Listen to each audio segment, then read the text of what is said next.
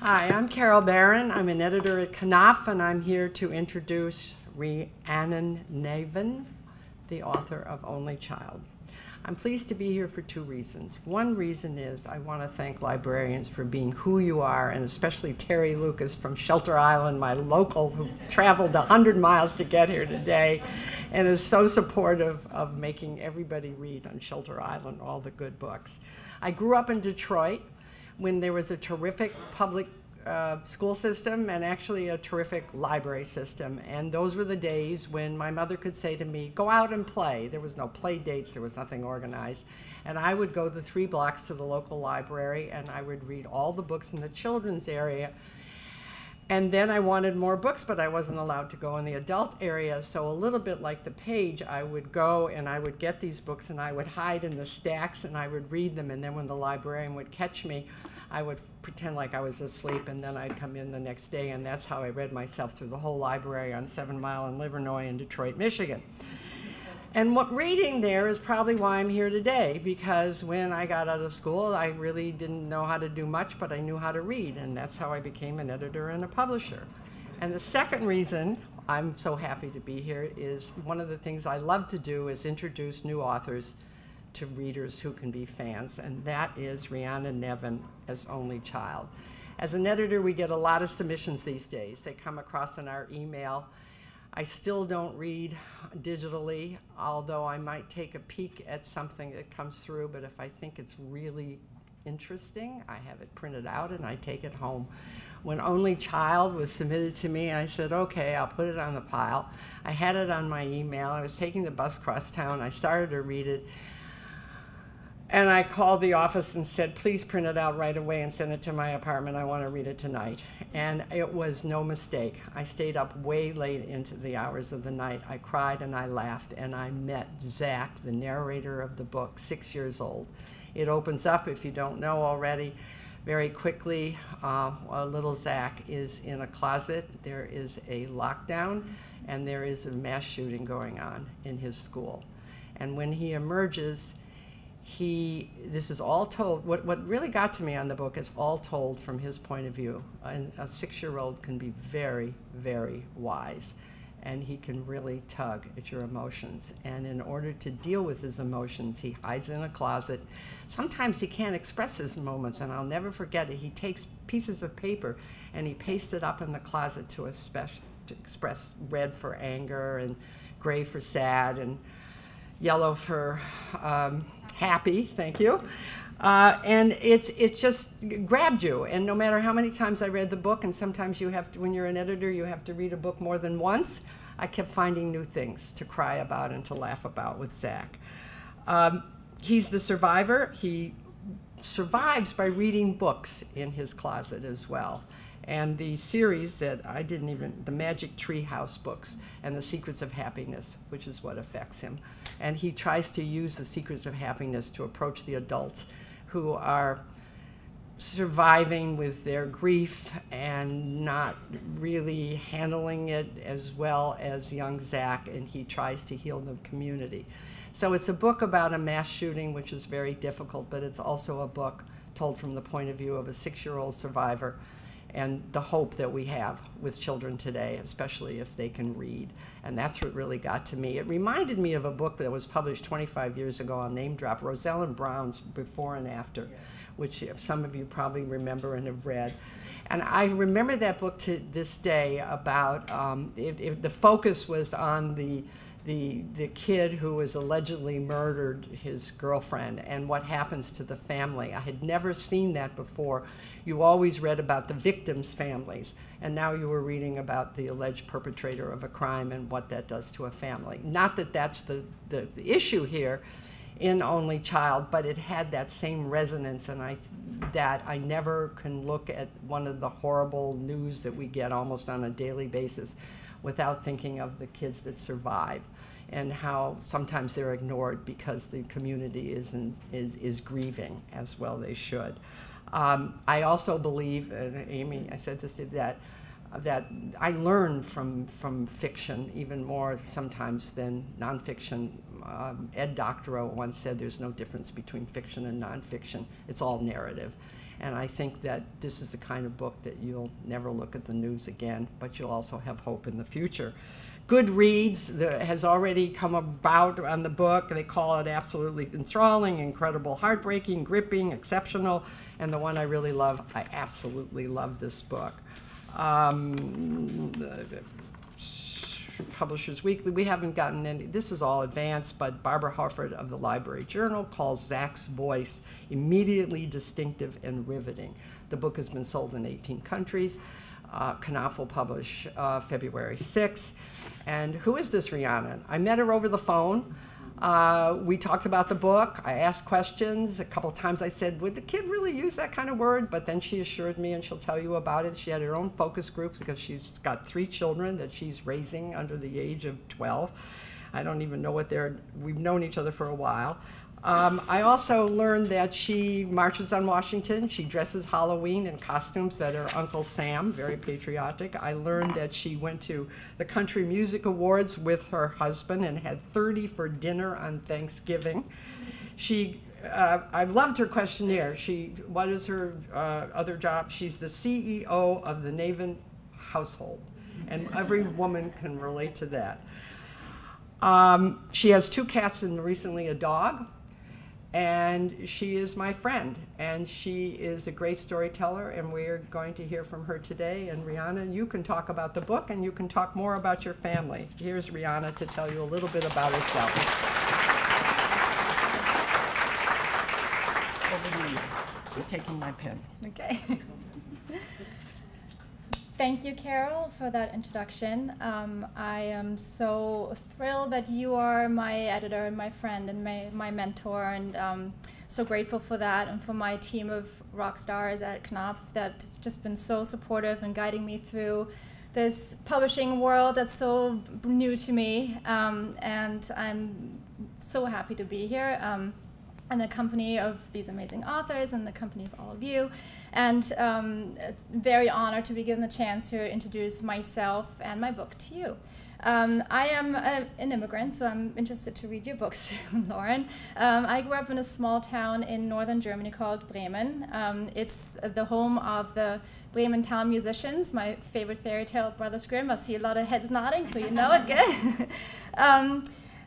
Stories and books have played a huge role in my life from the minute I was born. In fact, my mom did not name me after the famous Fleetwood Mac song that everybody always assumes because it was released a couple years before I was born, but she named me after a Welsh princess named Rhiannon, whom she read about in a collection of historical lectures published by the University of Wales Press in 1953. I'm going to tell you a little secret about my mom that I hope won't get her into trouble all these years later. But she learned about this Welsh princess in this collection, and it's a book that she found in her local library in Bremen. And it's a book that she still owns today. And by that I mean she never returned to the library, and by that I mean she permanently borrowed it because she loved it so much and it meant so much to her. Her excuse is, well, they never sent me an overdue notice, so they wanted me to have it. I promise you I have not made that a family tradition, though. My mom was a teacher and the most book-crazy person I've ever met. I don't recall a single day where I have not seen her with a book in her hands. And literally every wall in our apartment in Bremen was covered with bookshelves and stacked with books. And my mom thought, every few months, thought it was a really entertaining weekend activity for my sister and me to clean all the books, which meant take them down from the shelf, clap them like this out an open window to get the dust off and put them back up. So I just thought I should make my kids do that too. Well, after I finished school, my career in advertising took me first to Düsseldorf and then to New York City. I was supposed to stay in New York for a 3-month project, and here I am 15 years later, and 1 husband, 3 children, like Carol said, 2 cats, 1 dog, and several goldfish later. I'm still here and not going anywhere. I left the advertising rat race after I had my kids to become, Carol stole my joke, a full-time CEO of domestic affairs of the Navin household.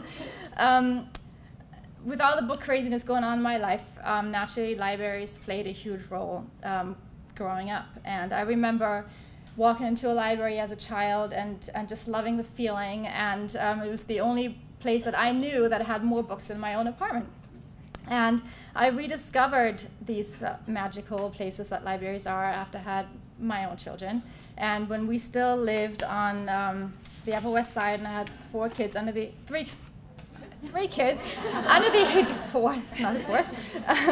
And libraries just became a regular destination for us, the ones on the Upper West Side, with their amazing offerings for young children. And in our little apartment in the city, we didn't have the wall space for all the bookshelves, and so bringing home a stack of books to surround my children with and then replace it with a new stack of books a few days later was the perfect solution.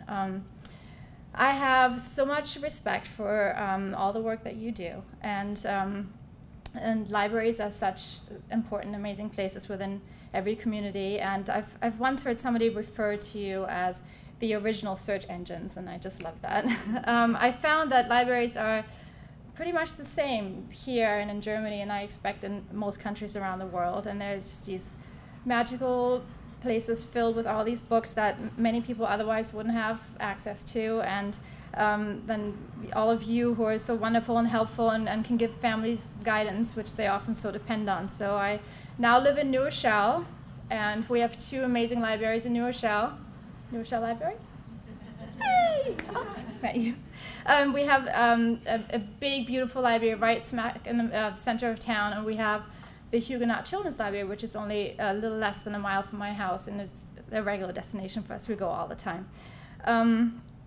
So I am very fortunate in that my children, all 3 of my kids, share my love for books and are avid readers. And as much as I love reading and getting sucked into a story, I love watching them getting lost in a story even more. The way they discover and interpret the books that they read is just fascinating for me to watch. And generally speaking, the way my children observe the world and take it in and make sense of what they see, and often don't make sense of what they see, is a really grounding and powerful experience for me. So thinking about my children's perspective is what ultimately gave rise to my story, Only Child, as did a very personal experience that I'm going to share with you that kind of really crushed me at the time. It was 2 years ago. My twins, I have twins, they had just started school, they were in kindergarten, and they experienced their first lockdown drill. So they came home, they told me all about it, and then a little while later I found my little guy, Garrett, hiding under our dining room table. I said, "Buddy, what you doing under there?" He said, "I'm hiding from the bad guy, Mama." He was petrified. So in 2 weeks from today, it will have been 5 years since the shooting at Sandy Hook Elementary School in Newtown, Connecticut. That morning, when the 20-year-old shooter marched into the school and killed 19 children and 6 adults, I dropped off my oldest son at school. He was a first grader at the time, same age as many or most of the victims that day. And until that horrifying day, I had considered him safe at school. As parents, we already have this long list of fears and worries for our children that, usually at 4 o'clock in the morning we have to go over. So we shouldn't have to add, my child could be gunned down at school, to that list. School should be a safe place for them, as should, churches and movie theaters and libraries. Since Sandy Hook, there have been over 200 shootings on U.S. school campuses. And as of today, I looked it up this morning, there have been 397 mass shootings in the United States in 2017. So I worry all the time and for my children, and without fail, every time I walk up to their school, I have this quick what if moment. What if somebody got in through the front door? Or why is the back gate open? What if somebody wants to come in through there? And how far are my children's classrooms from the front door this year? Shortly after I found my son Garrett hiding from the bad guy under our dining room table, so shaken up by his experience of the lockdown drill, I began to wonder, what would it be like for him to experience an actual shooting, and how would he navigate everything that would come after that? And so one day I sat down and I wrote the opening scene of Only Child that Carol mentioned earlier. In the scene, Zach, my protagonist, who's 6, is hiding in the closet of his first grade classroom together with his classmates and his teacher. And he's hiding there because there's a gunman on the loose in his school. And during the course of his rampage, he takes 19 lives. And it was that first scene just kind of flowed out of me, and I scribbled it down in one of my kids' school notebooks, and barely coming up for air. It was my first experience in my first foray into the world of writing, and I guess it took something that just really rattled me to the core to kind of open up the floodgates. Zach's story poured straight from my heart onto the page, and I sometimes compare that experience of writing Only Child to getting on an emotional roller coaster, and once I got on that roller coaster, there was no getting off for me.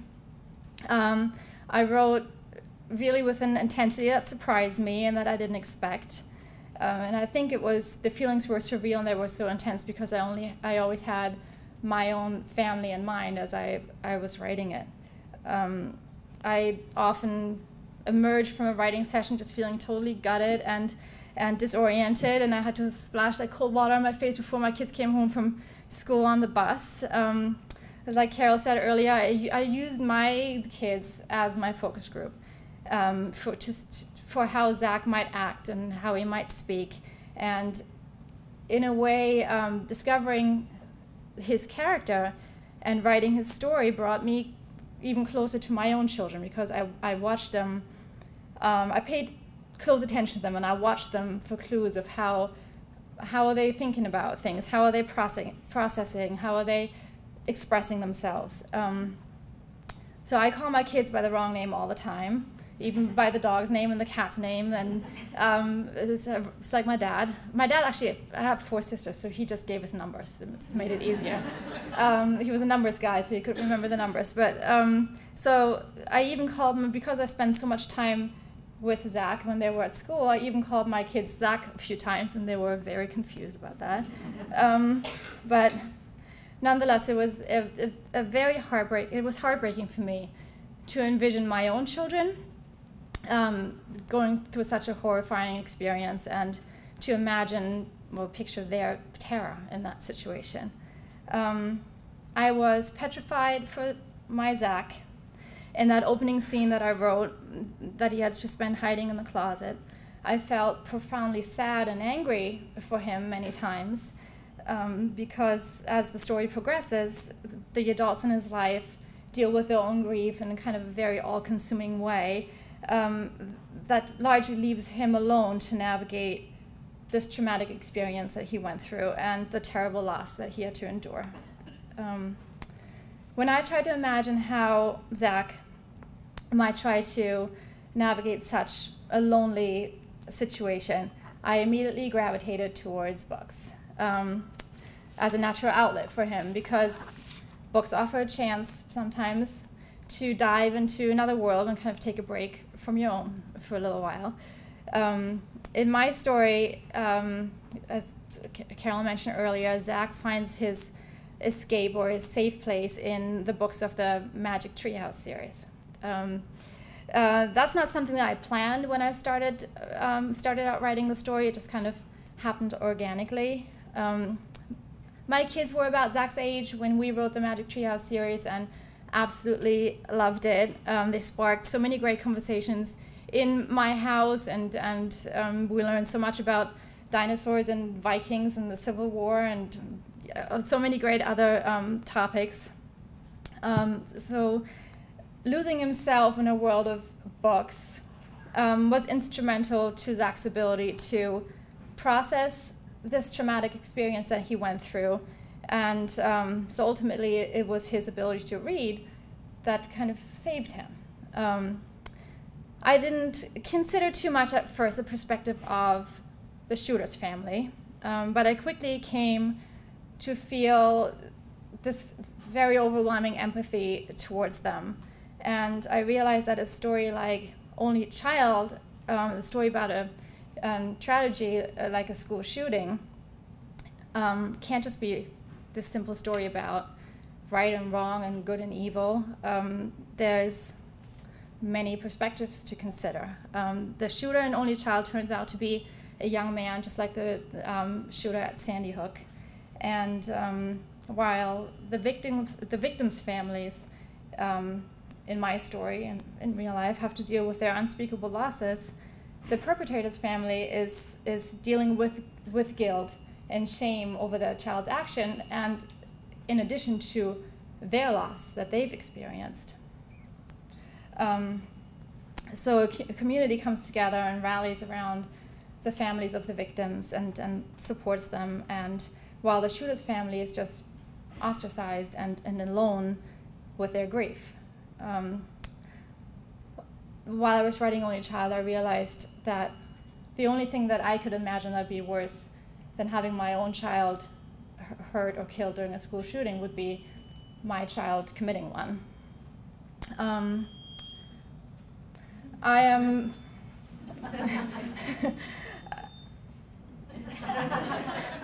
heartbroken that my children, our children, are growing up in a world where they have to learn at the age of 5 years old to learn to hide from the bad guy. I don't want another child, not a single other child, to experience a shooting like the Sandy Hook shooting.